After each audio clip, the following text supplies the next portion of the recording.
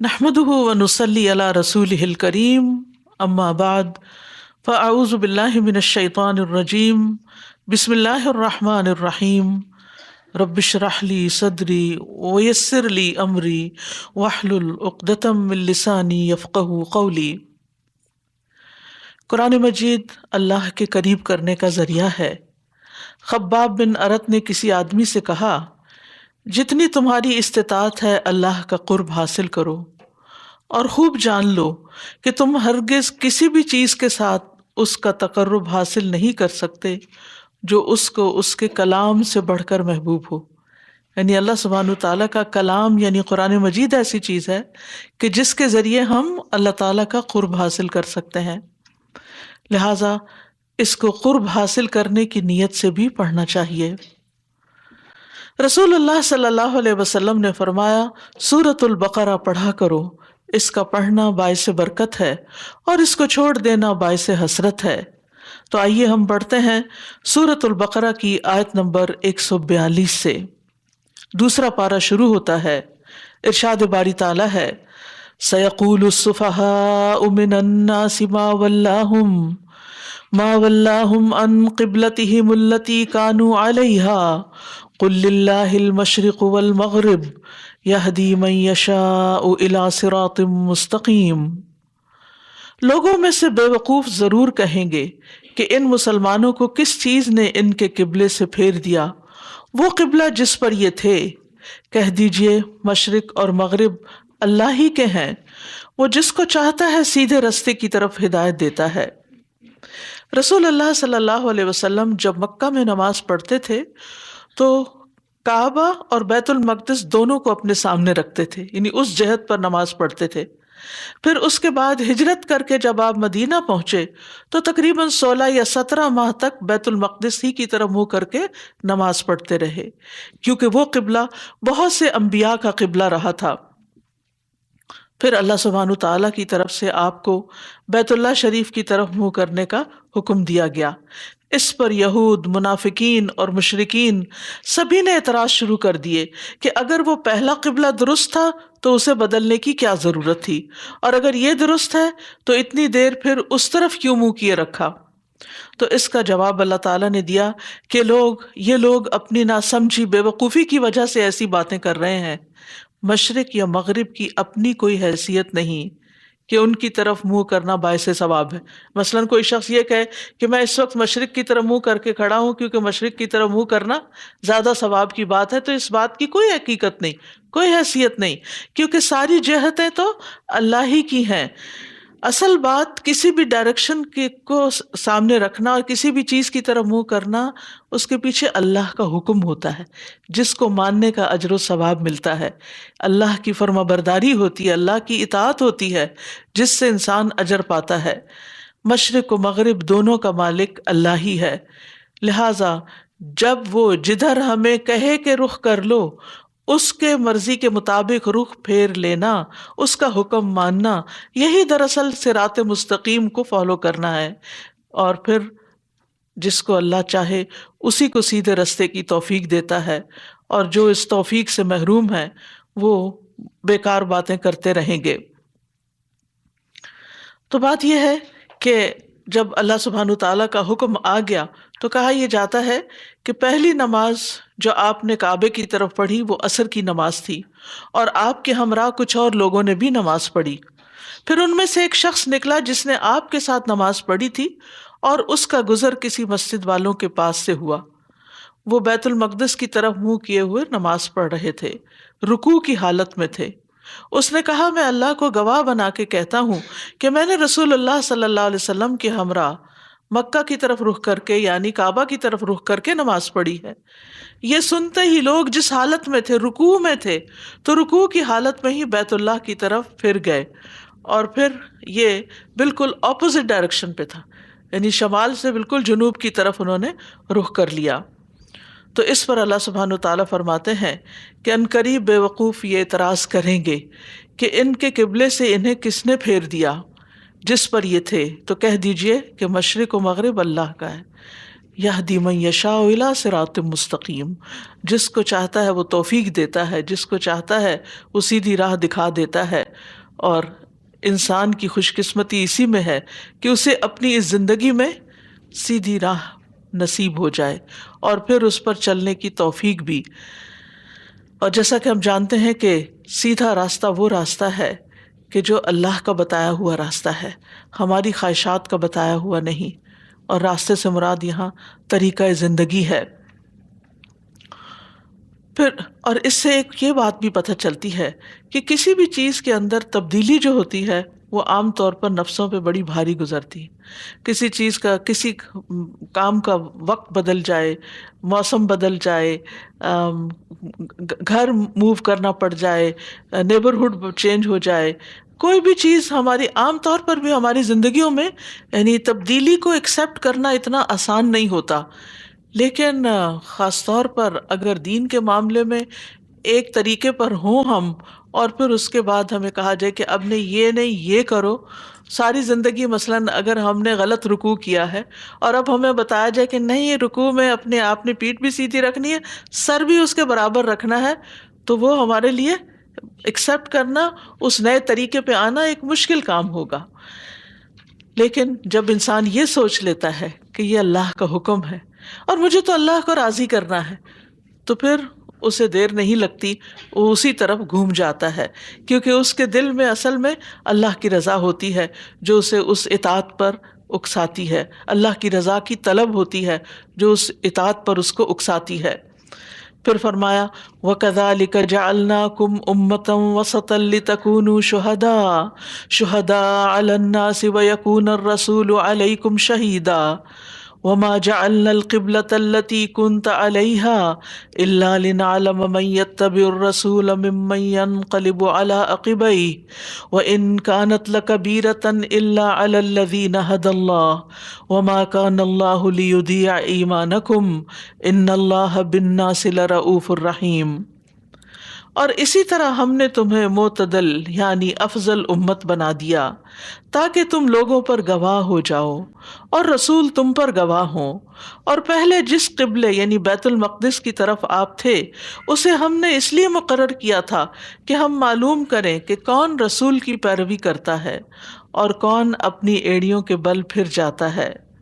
اور بے شک یہ قبلے کی تبدیلی بہت بھاری ہے سوائے ان لوگوں کے جنہیں اللہ نے ہدایت بخشی ہے، اور اللہ ایسا نہیں ہے کہ تمہارے ایمان کو ضائع کر دے۔ بے شک اللہ تو لوگوں پر بہت شفقت کرنے والا، نہایت رحم کرنے والا ہے۔ یہاں یہ بتایا جا رہا ہے کہ تم ایک درمیانی امت ہو، معتدل امت ہو۔ درمیانی سے مراد یہ ہے کہ بہترین امت، کیونکہ حدیث میں آتا ہے خیر الامور اوسطها، کہ سب سے بہترین کاموں میں سے وہ ہے جو درمیانہ ہو۔ میانہ روی بہترین راستہ ہوتا ہے، اعتدال کی راہ بہترین راہ ہوتی ہے۔ کسی بھی چیز میں حد سے بڑھ جانا اور پھر بالکل اس کو چھوڑ دینا، دونوں ایکسٹریمز پسندیدہ نہیں۔ تو امت مسلمہ کو یعنی ہمیں درمیانی امت کہا گیا کہ جس میں ہر چیز میں اعتدال ہے۔ مثلاً آپ دیکھیں کہ یہود نے عیسیٰ علیہ السلام کا انکار کر دیا، ان کو پیغمبر ہی نہیں مانا، اور نصارہ نے کیا کیا، ان کو اللہ کا بیٹا بنا دیا۔ تو یہ دونوں ایکسٹریمز ہیں۔ ہم کیا سمجھتے ہیں، مسلمان کیا سمجھتے ہیں کہ وہ کیا ہیں، اللہ کے پیغمبر ہیں، اللہ کے رسول ہیں۔ تو اسی طرح طہارت کے معاملے میں، عبادات کے معاملے میں، باقی چیزوں کے معاملے میں بھی ہمیں جو احکامات ہمارے دین میں دیے گئے ہیں، ان میں انسانی فطرت کو، انسانی ضرورت کو، انسانی خواہشات کو مد نظر رکھ کر بنایا گیا ہے، کہ نہ تو یہ کہا گیا کہ بالکل اپنی کوئی خواہش پوری ہی نہ کرو، ہر کام ہی خواہش کے خلاف کرو، اور نہ یہ کہا گیا کہ تم خواہشات ہی کے پیچھے چلتے رہو اور انہی کو اپنا دین بنا لو، بلکہ اصل چیز کیا ہے، اللہ کی اطاعت اور اللہ کی عبادت۔ تو ہم نے تمہیں درمیانی امت بنایا لِتَكُونُوا شُهَدَاءَ عَلَى النَّاسِ۔ اور ویسے بھی یہود اپنی کتابوں میں پڑھتے تھے کہ آخری امت جو ہوگی، محمد صلی اللہ علیہ وسلم کی امت جو ہوگی، ان کا قبلہ بیت اللہ ہی ہوگا۔ اور پھر یہاں فرمایا کہ تمہیں یہ سینٹر آف دا ورلڈ یعنی قبلہ، بیت اللہ شریف جو قبلہ تمہیں دیا گیا ہے، تو تمہیں ایک مرکزی حیثیت دی جا رہی ہے کیونکہ امت مسلمہ کو اب دنیا میں لیڈرشپ کا رول دیا گیا اور اس گھر کو ساری دنیا کے مسلمانوں کے لیے ایک مرکز بنا دیا گیا. لِتَكُونُوا شُهَدَاءَ عَلَى النَّاسِ، کیوں یہ سب ذمہ داری، یہ سب کچھ تمہیں کیوں دیا جا رہا ہے؟ تاکہ تم لوگوں پر حق کی گواہی دو، یعنی لوگوں کو صحیح رستہ بھی بتاؤ، اور پھر قیامت کے دن بھی جب انبیاء کی امتیں ان کو جھٹلا دیں گی تو تم ان کے حق میں گواہی دو گے. وَيَكُونَ الرَّسُولُ عَلَيْكُمْ شَهِيدًا، اور رسول تم پر گواہ ہوں. وَمَا جَعَلْنَا الْقِبْلَةَ الَّتِي كُنْتَ عَلَيْهَا إِلَّا لِنَعْلَمَ مَن يَتَّبِعُ الرَّسُولَ، اور جس قبلے پر آپ تھے پہلے اور پھر اسے تبدیل کر دیا گیا، تو یہ تبدیلی اس لیے عمل میں آئی تاکہ ہم یہ دیکھ لیں کہ کون رسول کی پیروی کرتا ہے. یہ ایک ٹیسٹ تھا، یہ ایک ایکسرسائز تھی، یہ ایک امتحان تھا، یہ دیکھنے کے لیے کہ سچا دین دل میں کس کے اترا ہے، اصل مسلمان کون ہے، جو رسول کی پیروی کرے یا اس سے منہ موڑ جائے. إِلَّا لِنَعْلَمَ مَن يَتَّبِعُ الرَّسُولَ مِمَّن يَنقَلِبُ عَلَىٰ عَقِبَيْهِ، اس سے جو اپنی دونوں ایڑیوں پر پھر جائے.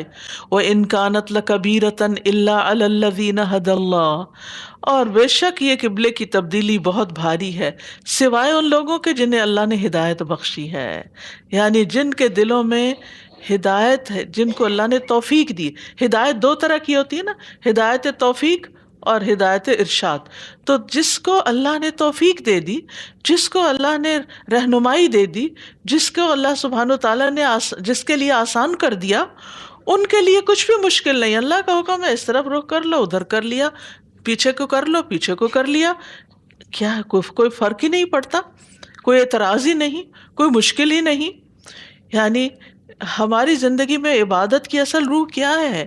اللہ اور اس کے رسول کی بات ماننا، خشوع کے ساتھ، خضوع کے ساتھ، عاجزی کے ساتھ اور محبت کے ساتھ ان احکامات کو تسلیم کرنا. اور اللہ ایسا نہیں کہ تمہارے ایمان کو ضائع کر دے، کیونکہ لوگوں کے اندر یہ فکر پیدا ہوئی کہ جو اتنا عرصہ جو لوگ بیت المقدس کی طرف منہ کر کے نماز پڑھتے رہے اور پھر وہ قبلہ تبدیل ہونے سے پہلے ہی فوت ہو گئے، تو ان کی نمازوں کا کیا ہوگا؟ کیونکہ اب یہ ضروری تھا کہ قبلے ہی کی طرف منہ کر کے نماز پڑھی جائے تو نماز قبول ہوگی. تو بتایا گیا کہ اللہ تعالیٰ تمہارے ایمان یعنی تمہاری نمازوں کو ضائع کرنے والا نہیں. تو یہاں اس آیت میں ایمان، نماز کے لیے لفظ استعمال ہوا ہے، جس سے یہ پتہ چلتا ہے کہ ایمان مکمل ہی نہیں ہوتا جب تک انسان نماز کی پابندی نہ کرے. نماز انسان کے ایمان کا اظہار ہے. بے شک اللہ تو بہت شفقت کرنے والا ہے لوگوں پر، نہایت رحم کرنے والا ہے. تو بہرحال اس سے یہ پتہ چلتا ہے کہ ہماری امت کو اللہ سبحانہ تعالیٰ نے ایک عزت بخشی ہے. ہمیں اب اس عزت کا پاس رکھنا چاہیے اور ہمیں وہ کام کرنے چاہیے کہ ہم لوگوں کی رہنمائی کا کام کریں، نہ کہ ان کے پیچھے چلنے لگے. وہ ہمارے طریقوں کو اپنائیں، نہ کہ ہم ان کے طریقوں کو اپنائیں. آپ دیکھیے کہ قیامت کے دن بھی اس امت کی الگ ہی شان ہوگی، یعنی محمد صلی اللہ علیہ وسلم کی، لیکن یہ اسی وقت ہوگی جب آپ واقعی اللہ کے رسول کی سچی پیروی کرنے والے ہوں گے. تبھی آپ ان کے، اگر دنیا میں آپ ان کے پیچھے ہیں، ان کی اطاعت کرتے ہیں، ان کا اتباع کرتے ہیں، تو ہی آپ قیامت کے دن ان کے ساتھ ہوں گے. اور پھر آپ دیکھیے کہ اللہ سبحانہ تعالیٰ دین کے معاملات میں انسان کو آزماتا بھی ہے، اس کا امتحان بھی لیتا ہے. تو یہاں دراصل صحابہ کا ایک طرح سے امتحان ہوا تھا کہ حکم سنتے ہی مانتے ہیں یا نہیں. اور آپ دیکھیں کہ ان کا ایمان کیسا تھا، سبحان اللہ، نماز کی حالت میں، اور نماز میں بھی کھڑے ہو کے اگر آپ کو رخ بدلنا پڑے تو ذرا مشکل ہی ہوتا ہے. یعنی اگر آپ کو ایک دم کوئی کام کچن میں کر رہے ہوتے ہیں نا، تو ایک دم پیچھے سے کوئی آپ کو آواز دے تو پلٹنا، تو ٹائم لگتا ہے. جو عمر زیادہ ہوتی ہے اور زیادہ ٹائم لگتا ہے پیچھے پلٹ کے دیکھنے سے کہ کیا، کون بلا رہا ہے، کیا کام ہے. اور کہا یہ کہ رکوع کی حالت میں، جھکی ہوئی حالت میں، انہوں نے یہ بھی انتظار نہیں کیا کہ اچھا ذرا کھڑے تو ہونے دو، نہیں، آ گیا حکم اسی وقت، دیر اینڈ دین. ہمارا کیا حال ہوتا ہے جب کوئی حکم ہم سنتے ہیں؟ دن میں 5 دفعہ تو اذان ہوتی ہے، حی علی الصلاۃ، حی علی الفلاح، مؤذن پکارتا رہتا ہے، لیکن کیا ہم ٹس سے مس ہوتے؟ کیا ہم کام چھوڑ کے چل پڑتے ہیں اس طرف؟ ہم کہتے ہیں اچھا یہ کر لیں، یہ کر لیں، پھر اس کے بعد، اور پھر اس طرح کرتے کرتے کہاں سے کہاں وقت چلا جاتا ہے. تو صحابہ کا، اس سے صحابہ کی فضیلت بھی پتہ چلتی ہے کہ وقالوا سمعنا واطعنا پر وہ کس قدر عامل تھے اور کتنے سچے تھے، کتنی سچائی کے ساتھ انہوں نے کہا کہ ہم نے سنا اور ہم نے مان لیا، ہمارے لیے کچھ مشکل۔ اصل ماننے میں نا رکاوٹ اندر ہوتی ہے، جب اندر ایمان ہوتا ہے، اندر دل نرم ہوتا ہے، تو پھر اطاعت کچھ مشکل کام نہیں۔ اندر اگر محبت ہو، کیونکہ محبت انسان کے لیے بڑے بڑے کاموں کو، مشکل ترین کاموں کو آسان کر دیتی ہے۔ اور پھر اسی طرح کہتے ہیں کہ جہاں جہاں جس جس کو بھی حکم ملتا گیا، انہوں نے اسی طرح قبلہ تبدیل کر لیا۔ اور پھر اس آیت سے نبی صلی اللہ علیہ وسلم کی اتباع کی اہمیت کا بھی پتہ چلتا ہے۔ قرآن مجید میں ایک اور جگہ اللہ سبحانہ وتعالیٰ فرماتے ہیں قُلْ إِن كُنتُمْ تُحِبُّونَ اللَّهَ فَاتَّبِعُونِي يُحْبِبْكُمُ اللَّهُ وَيَغْفِرْ لَكُمْ ذُنُوبَكُمْ۔ کہہ دیجئے اگر تم اللہ سے محبت رکھتے ہو، ہم میں سے ہر ایک یہ دعویٰ کرتا ہے کہ ہمیں اللہ سے بڑی محبت ہے، اور صرف ہم ہی نہیں، بہت سی امتیں اور بھی کرتی ہیں، بہت سے لوگ دنیا میں جو بھی اللہ کو مانتے ہیں وہ یہ دعویٰ کرتے ہیں کہ ہم اللہ سے محبت کرتے ہیں، لیکن اللہ سبحانہ تعالیٰ نے اس محبت کا ایک ٹیسٹ رکھ دیا ہے۔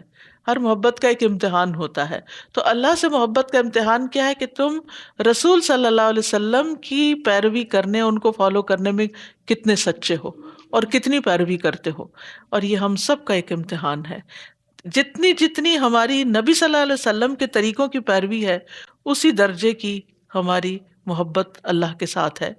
اور اگر ہم واقعی اس کو پروو کر دیتے ہیں، یعنی یہ ایمانیات میں بھی ہوگی پیروی، یہ عبادات میں بھی ہوگی، اور یہ اخلاقیات میں بھی ہوگی، معاملات میں بھی ہوگی۔ اب آپ کا اخلاق کہاں اور ہم لوگوں کا اخلاق کیا واقعی ہم اس اخلاق حسنہ کی پیروی کر رہے ہیں؟ اور اگر نہیں کر رہے تو پھر ہم اللہ سے محبت کے کیسے دعوے کرتے ہیں؟ تو جتنی بھی ہمارے اندر استطاعت ہے، ہمارے اندر جتنی بھی طاقت ہے، ہمیں اس چیز کا خیال رکھنا چاہیے کہ نہیں، یہ میرے لیے سب سے زیادہ اہم ہے۔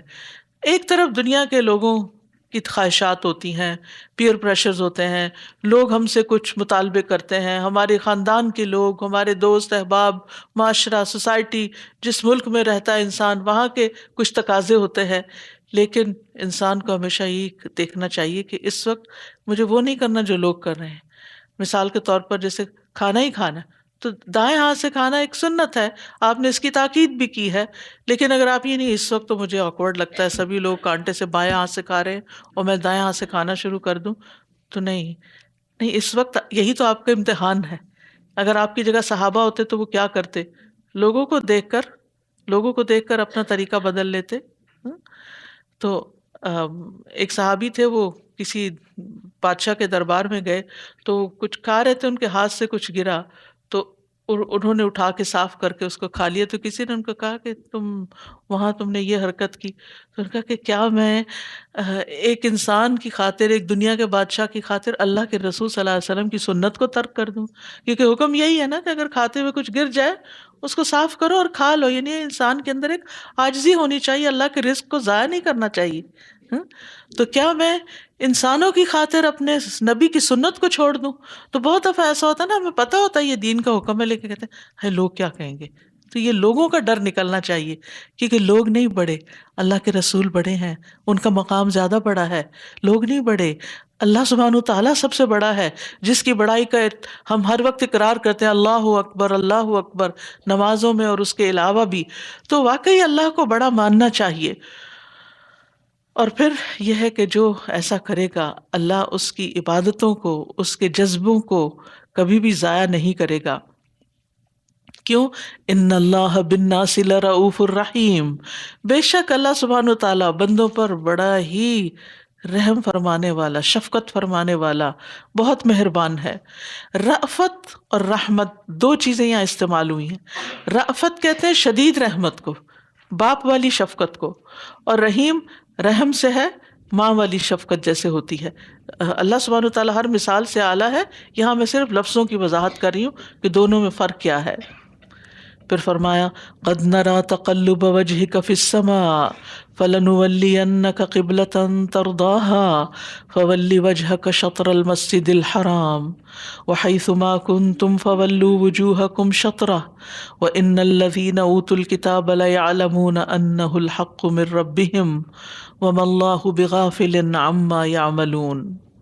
یقیناً ہم آپ کے چہرے کا بار بار آسمان کی طرف اٹھنا دیکھ رہے ہیں، سو ہم ضرور آپ کو اسی قبلے کی طرف پھیر دیں گے جسے آپ پسند کرتے ہیں، تو آپ اپنا چہرہ مسجد حرام کی طرف پھیر لیں، اور تم سب بھی جہاں کہیں ہو بس اسی کی طرف اپنے چہرے کو پھیر لو. اور بے شک جن لوگوں کو کتاب دی گئی ہے وہ خوب جانتے ہیں کہ یقیناً وہ ان کے رب کی طرف سے حق ہے، اور اللہ اس سے ہرگز غافل نہیں جو وہ کر رہے ہیں. نبی صلی اللہ علیہ وسلم کو یہ بات معلوم تھی کہ آخری نبی کا قبلہ جو ہے وہ بیت اللہ شریف ہے، لہٰذا آپ اس انتظار میں تھے کہ کب اللہ تعالیٰ کا حکم آتا ہے. تو یہاں فرمایا کہ ہم آپ کے چہرے کا بار بار آسمان کی طرف اٹھنا دیکھ رہے ہیں، ہمیں معلوم ہے کہ آپ کو اس کا انتظار ہے، ہم عنقریب آپ کو اس کی طرف پھیر دیں گے جس کو آپ پسند کرتے ہیں. تو لو اب حکم آ گیا کہ آپ اپنا چہرہ پھیر لیں. اور پھر یہ کہ صرف مدینہ میں ہی نہیں، جہاں بھی تم ہو، یعنی پوری دنیا میں، مشرق یا مغرب میں، افریقہ میں یا امریکہ میں، کہیں پر بھی ہو، جہاں بھی تم عبادت کرو گے اپنے چہرے کو مسجد حرام ہی کی طرف پھیرو گے. اور جہاں تک لوگوں کے اعتراضات کا تعلق ہے، اہل کتاب کے اعتراضات، مشرکین کے اعتراضات اور لوگوں کے منافقین کے اعتراضات، تو بات یہ ہے کہ جن لوگوں کو کتاب دی گئی ہے ان کو تو اچھی طرح پتا ہے کہ یہ بات بالکل برحق ہے. نبی صلی اللہ علیہ وسلم نے اپنی مرضی سے یہ رخ نہیں پھیرا، یہ اللہ ہی کا حکم ہے، اور اللہ اس سے غافل نہیں جو تم کر رہے ہو. تو بہرحال یہاں پر قبلہ رخ ہونے کا حکم دے دیا گیا. امام ابن قیم کہتے ہیں بندے کو حکم دیا گیا ہے کہ وہ منہ موڑنے اور اعراض کرنے کی جن حالتوں میں تھا ان سے نکل کر اللہ کے محترم گھر کی طرف اپنے چہرے کے ساتھ رخ کرے. تو یہ دراصل سمبولک ہے ایک طرح سے، یعنی اس سے سبق کیا ملتا ہے کہ انسان عام زندگی میں کسی بھی سچویشن، کسی بھی کنڈیشن میں ہے تو جو ہی اللہ کا حکم یاد ہے تو فوراً اپنا رخ اللہ کی طرف کر لے، اللہ کی بات مان لے، اور اس کے ساتھ ساتھ اپنے دل کو بھی اللہ کی طرف متوجہ کرے. یعنی صرف اللہ کے گھر کی طرف متوجہ نہ ہو، جسم کے ساتھ ہی متوجہ نہ ہو، بلکہ دل کے ساتھ ہو. پھر اس کے سامنے ایسا کھڑا ہو جیسے کوئی ذلیل ہے، عاجزی کرنے والا ہے، مسکین ہے، اپنے آقا سے شفقت کا طلبگار ہے، اور اپنے آپ کو اس کے حوالے کرتے ہوئے، سپرد کرتے ہوئے، سر کو جھکاتے ہوئے، دل میں رقت طاری کرتے ہوئے، نظر کو جھکاتے ہوئے اپنے ہاتھوں کو ڈال دے. اس سے اس کا دل ادھر ادھر نہ دیکھے اور نہ ہی اس کی نگاہیں دائیں بائیں دیکھیں، یعنی جب نماز میں کھڑا ہو، بلکہ وہ اپنے مکمل دل کے ساتھ اسی کی طرف متوجہ ہو، اپنے مکمل جسم و جان کے ساتھ اسی کی طرف رخ کرے. تو یاد رکھیے کہ قبلے کی طرف رخ کرنا نماز کی شرائط میں سے ہے. نماز کی قبولیت کے لیے ضروری ہے کہ قبلے کو فالو کیا جائے، چاہے فرض نماز ہو چاہے نفل نماز ہو. اگر بالکل ایگزیکٹلی قبلے کی طرف رخ نہ بھی ہو، تھوڑا سا ادھر تھوڑا سا ادھر بھی ہو، تو اس ڈائریکشن کو فالو کرنا ضروری ہے، اس جہت کی طرف منہ کر لینا بھی کافی ہے. اور اسی لیے نماز کے اندر اپنے چہرے کو دائیں یا بائیں نہیں موڑا جا سکتا. بعض لوگوں کو میں نے دیکھا ہے کہ وہ جیسے کرسی پہ بیٹھ کے نماز پڑھتے ہیں، کچھ کھڑے ہو کے کچھ بیٹھ کے، جب بیٹھنے لگتے ہیں تو یوں کرسی دیکھ رہے ہوتے ہیں. ایسے نہیں کر سکتے. زیادہ سے زیادہ آپ کیا کر سکتے ہیں، ہاتھ سے اگر آپ کو کوئی شک ہے کہ کرسی پیچھے کھسک گئی ہے یا کچھ بھی، ہاتھ سے ٹو لیں، لیکن رخ نہیں بدلنا کسی بھی صورت میں. کیونکہ یہ ایک بہت بڑی غلطی ہوگی کہ اگر نماز میں آپ رائٹ یا لیفٹ تھوڑا سا بھی گردن کو ادھر ادھر کریں، اس کو التفات کہتے ہیں. حتیٰ کہ نگاہوں کو بھی ادھر ادھر نہیں کرنا چاہیے، پورا چہرہ تو اپنی جگہ. اور خصوصاً فرض نماز جو ہے وہ ہوتی نہیں جب تک قبلے کی طرف رخ نہ کیا جائے، الا یہ کہ کوئی طریقہ ہی نہیں معلوم کرنے کا. کبھی ایسی سچویشن ہو جاتی ہے کہ انسان کہیں ایسی جگہ ٹریپ ہو جاتا ہے کہ اس کے پاس کوئی بھی چیز نہیں ہے کہ اب کدھر منہ کرے، تو پھر وہ اور بات ہے. لیکن عام حالات میں، نارمل روٹین میں فرض نماز کے لیے قبلہ رخ ہونا لازم ہے۔ جابر بن عبداللہ کہتے ہیں کہ رسول اللہ صلی اللہ علیہ وسلم اپنی سواری پر نماز پڑھ لیتے تھے، یعنی نفل نماز، وہ جس طرف بھی لے جا رہی ہوتی، لیکن جب آپ فرض نماز پڑھنے کا ارادہ فرماتے تو سواری سے اترتے اور قبلہ رخ ہوتے۔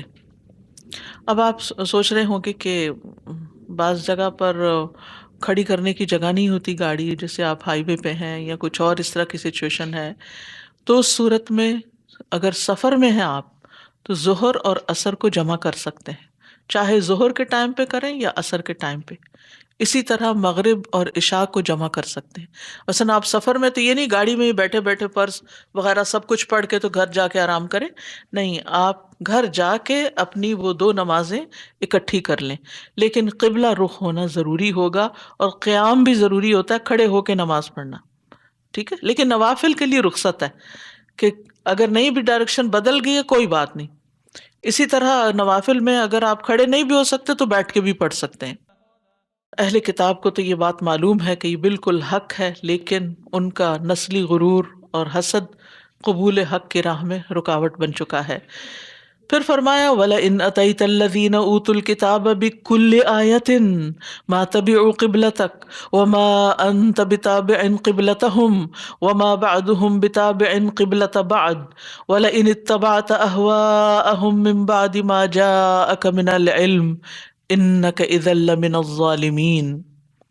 اور البتہ اگر آپ ان اہل کتاب کے پاس کوئی بھی نشانی لے آئیں تو بھی یہ آپ کے قبلے کی پیروی نہیں کریں گے، اور نہ آپ ان کے قبلے کی پیروی کرنے والے ہیں، اور نہ ان میں سے بعض کے قبلے کی پیروی کرنے والا ہے، اور اگر علم آ جانے کے بعد آپ نے ان کی خواہشات کی پیروی کی تو بلا شبہ تب آپ ظالموں میں سے ہو جائیں گے۔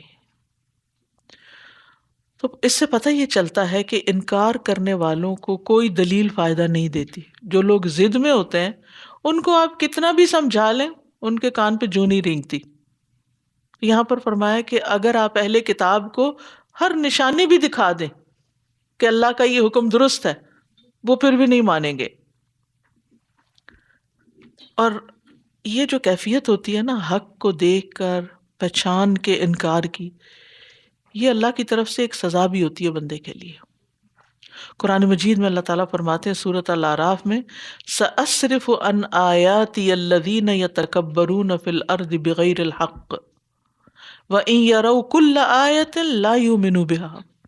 ان قریب میں اپنی آیات سے ان لوگوں کو پھیر دوں گا جو زمین میں حق کے بغیر بڑے بنتے ہیں، تکبر کرتے ہیں، اور اگر وہ ہر نشانی بھی دیکھ لیں تو اس پر ایمان نہیں لاتے۔ ہر نشانی بھی دیکھ لیں وہ ایمان نہیں لائیں گے۔ تو یہ جو تکبر ہوتا ہے نا انسان کے اندر کہ میری عقل بڑی ہے، میں زیادہ پڑھا لکھا ہوں، میں زیادہ سمجھدار ہوں، میرا ایکسپوجر زیادہ ہے، مجھے زیادہ پتہ ہے، یہ چیز انسان کو حق قبول کرنے میں رکاوٹ بن جاتی ہے۔ اس سے بچنا چاہیے۔ کیا کوئی انسان آپ نے دنیا میں ایسا دیکھا جس کا علم 100% پرفیکٹ ہو، وہ سبھی کچھ جانتا ہو؟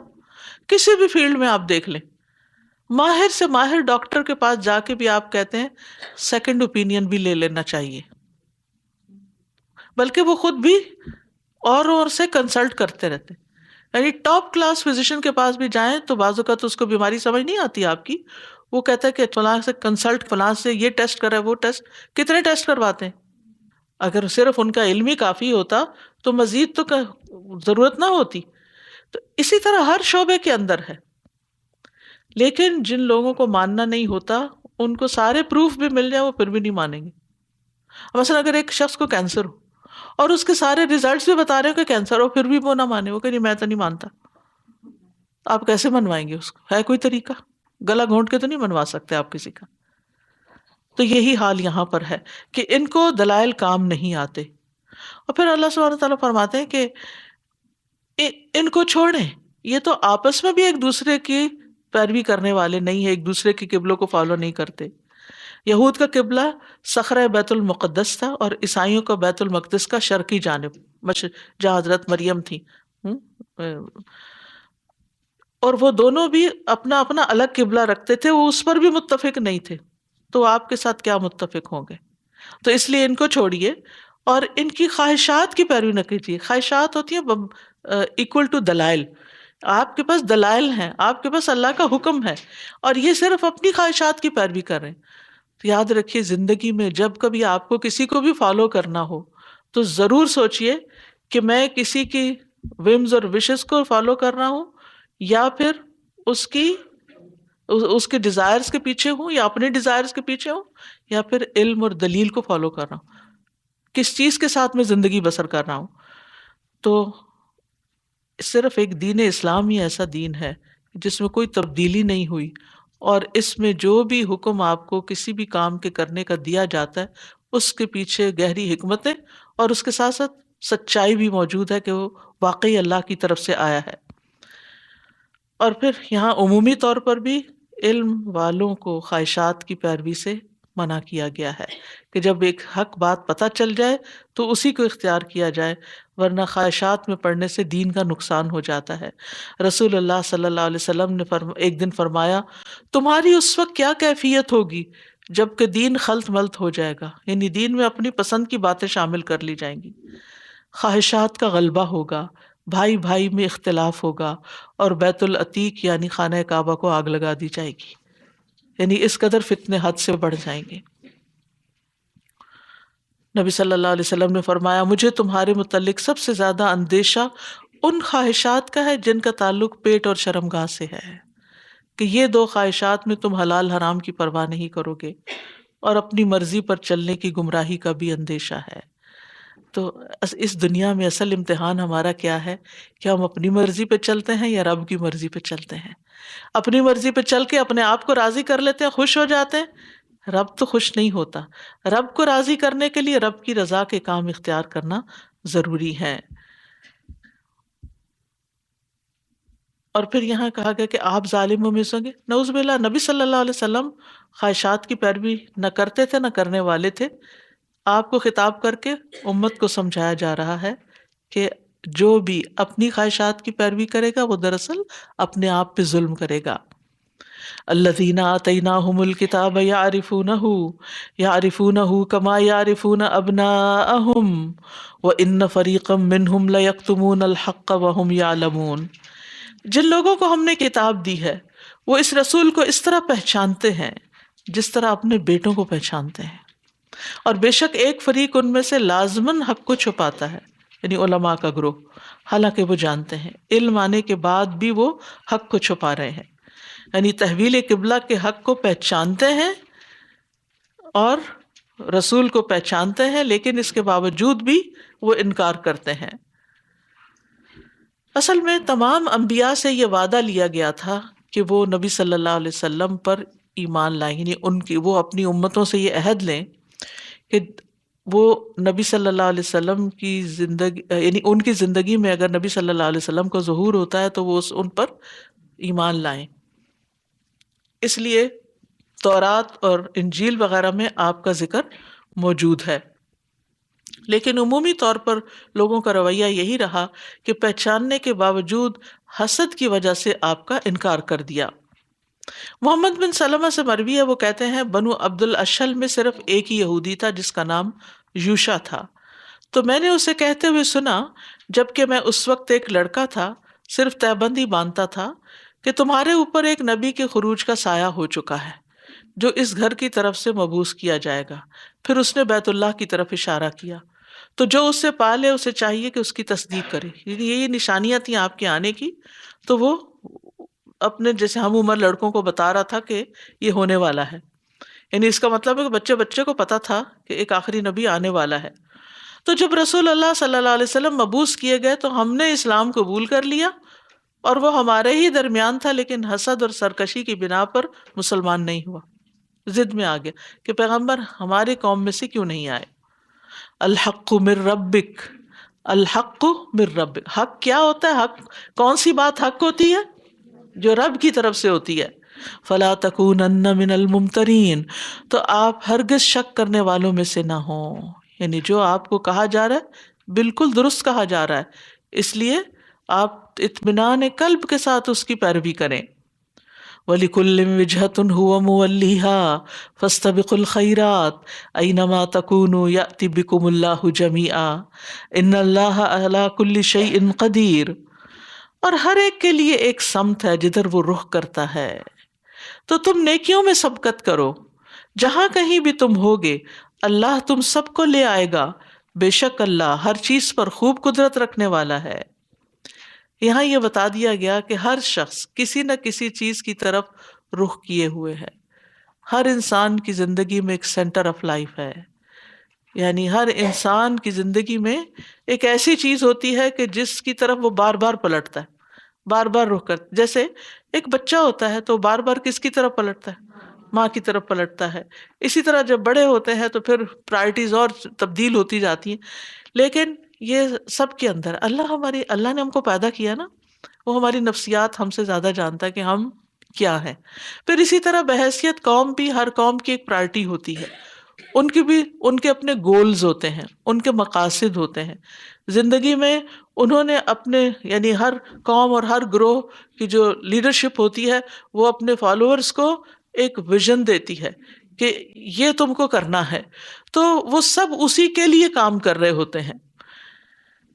تو یہاں پر اللہ تعالیٰ اسی چیز کو فرماتے ہیں کہ وَلِكُلٍّ وِجْهَةٌ هُوَ مُوَلِّيهَا، ہر ایک کو کسی نہ کسی طرف رخ کرنا ہی ہوتا ہے، اور ضروری نہیں کہ دینی معاملات میں، دنیاوی معاملات میں بھی، اور یہ کسی بھی قوم یا فرد کی پروگرس کے لیے بھی بڑا ضروری ہوتا ہے کہ اس کے سامنے کوئی گول ہو۔ جن لوگوں کے سامنے کوئی گول نہیں ہوتا، کوئی مقصد نہیں ہوتا، وہ ادھر ادھر گھومتے پھرتے رہتے ہیں، وقت ضائع کر دیتے ہیں۔ بس آپ گاڑی لے کے نکل جائیں اور آپ کو یہ نہ پتا ہو جانا کہاں ہے، آپ کیا کریں گے؟ ادھر ادھر رائٹ لیفٹ گھوم پھر کے واپس گھر آ جائیں گے اور وقت ضائع کر دیں گے۔ تو زندگی میں ہر شخص کے ایک ڈائریکشن ضروری ہے کہ جس کے مطابق وہ جو اس کی پھر پرائرٹی بھی ہو اور اس کی کے مطابق کرنے کا کام کرتا رہے۔ لیکن یہ سب کچھ اپنے آپ کو ڈسپلن کرنے کے لیے ہوتا ہے، یعنی قبلے کا تعین ایک تنظیمی ضرورت بھی ہے۔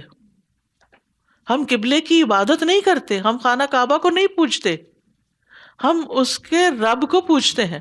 فَلْيَعْبُدُوا رَبَّ هَذَا الْبَيْتِ، ہم اس لیے نہیں اس کی طرف رخ کرتے کہ نعوذ باللہ کوئی بت ہے وہ ہمارے لیے، تو ہم عبادت کے وقت اس کی طرف رخ کر لیں یا منہ کر لیں، نہیں، ہم اس لیے ہم ایک ڈسپلن کے لیے اسی کو فالو کرتے ہیں، اس یکجہتی کے لیے، اجتماعیت کے لیے، کہ سب کی ایک سوچ ہو، ایک ڈائریکشن ہو، ایک مرکز ہو۔ اور ابراہیم علیہ السلام نے یہ بنایا کس لیے تھا؟ مثابۃ للناس، تو وہ ایک جگہ ہے جہاں جا کر جس کو ایک خاص فضیلت دی گئی ہے دوسری جگہوں پر، تاکہ لوگ وہاں جا کر یکسوئی سے امن میں عبادت کر سکیں۔ تو یہاں پر یہ بتایا جا رہا ہے کہ اصل چیز ہے نیکیوں میں سبقت کرنا۔ بہت سے لوگ قبلے کو تو فالو کر لیتے ہیں لیکن نماز میں ان کو پتہ ہی نہیں ہوتا کیا کہہ رہے ہیں۔ تو نیکیوں میں سبقت، نیکیوں میں چاہے فرائض ہوں، ان میں سبقت کا کیا مطلب ہوتا ہے؟ ایک دوسرے سے آگے بڑھنا، یعنی کہیں بھی پہنچ کر انسان یہ نہ سمجھے کہ میں نے اب سب کچھ کر لیا، میں بہت نیک ہو گیا ہوں۔ یہ دوڑ لگی رہنی چاہیے زندگی کے آخری دن تک، کبھی بھی اس سفر کو ختم نہیں ہونا چاہیے، چاہے وہ نیکیاں اللہ کی عبادت سے متعلق ہوں یا بندوں کی خدمت سے متعلق ہوں، حقوق اللہ ہوں یا حقوق العباد ہوں، چاہے عبادت ہو، چاہے اخلاق ہو، چاہے معاملہ ہو، تو انسان کو احسان کا رویہ اختیار کرنا ہے۔ فاستبقوا الخیرات، اس میں ہر طرح کے نوافل اور فرائض شامل ہوں، یعنی اس میں خیرات میں ہر طرح کے فرائض اور نوافل شامل ہیں۔ جہاں کہیں بھی تم ہوگے اللہ تم سب کو لے آئے گا، یعنی کہیں پر بھی تم ہوگے تم اللہ سبحانہ تعالیٰ کے پاس جمع ہو جاؤ گے۔ یہ اللہ کی قدرت کا اظہار ہے۔ ان اللہ علی کل شیء قدیر، اس لیے تم کیا کرو، اپنی زندگی میں نیکیوں میں کھپا دو، نیکیوں میں لگا دو، کیونکہ تمہیں مرنا ہے، تمہیں واپس جانا ہے۔ حتیٰ کہ چھوٹا سا بھی کوئی کام ہو نا تو اس کو بھی چھوٹا نہیں سمجھنا چاہیے۔ ابو ذر کہتے ہیں کہ رسول اللہ صلی اللہ علیہ وسلم کی خدمت میں عرض کیا گیا، مال و دولت والے ثواب کما گئے، وہ ہماری طرح دعا اذکار کرتے ہیں، خرچ بھی کرتے ہیں، جبکہ ہم خرچ نہیں کر سکتے۔ آپ نے مجھ سے فرمایا میں تمہیں ایسا کام نہ بتاؤں، جب تم اسے کرو گے تو اپنے آگے والوں کو پالو گے اور پچھلے والوں سے آگے نکل جاؤ گے۔ تم ہر نماز کے بعد الحمد للہ، سبحان اللہ، اللہ اکبر 33 اور 34 بار اللہ اکبر پڑھو، تو یہ اس سے کیا ہوگا کہ تم سب سے آگے نکل جاؤ گے۔ فاستبقوا الخیرات پر عمل ہو جائے گا۔ اسی طرح یہ ہے کہ لوگوں کی خدمت میں فرمایا تمہارا اپنے بھائی کو دیکھ کے مسکرانا صدقہ ہے، نیکی کا حکم دینا صدقہ ہے، برائی سے روکنا صدقہ ہے، کسی بھولے بھٹکے کو راستہ بتانا صدقہ ہے، نابینا کے ساتھ چلنا، راستے سے پتھر ہٹانا، کانٹا یا ہڈی ہٹا دینا، اپنے ڈول سے دوسرے کے ڈول میں پانی ڈال دینا، یہ سب نیکی کے کام ہیں۔ تو اس میں دیر نہیں لگاؤ، تمہاری ایسی نگاہ ہونی چاہیے کہ جہاں دیکھو کہ نیکی کا کوئی موقع تو فوراً آگے بڑھ جاؤ۔ اور آپ نے دیکھا ہوگا زندگی میں کچھ لوگوں کو ماشاءاللہ کہ حیرانی ہوتی ہے کہ وہ کوئی نیکی کا موقع جانے نہیں دیتے، جہاں پتہ چلا کہ خیر کا کام ہے اپنے آپ کو پیش کر دیں گے، والنٹیئر کر دیں گے، آگے بڑھ جائیں گے، فوراً مدد کریں گے۔ وہ اس بات کا انتظار نہیں کریں گے کہ کوئی ہمیں کہے تو پھر ہی ہم کریں، نہیں، اگر کوئی کہنے والا نہیں، خود نظر آ رہا ہے کہ یہ ایک اچھا کام ہے تو اس کو کر لینا چاہیے۔ وآخر دعوانا ان الحمد للہ رب العالمین، سبحانک اللہم و بحمدک، اشہد ان لا الہ الا انت، استغفرک و اتوب الیک۔ السلام علیکم و رحمۃ اللہ وبرکاتہ۔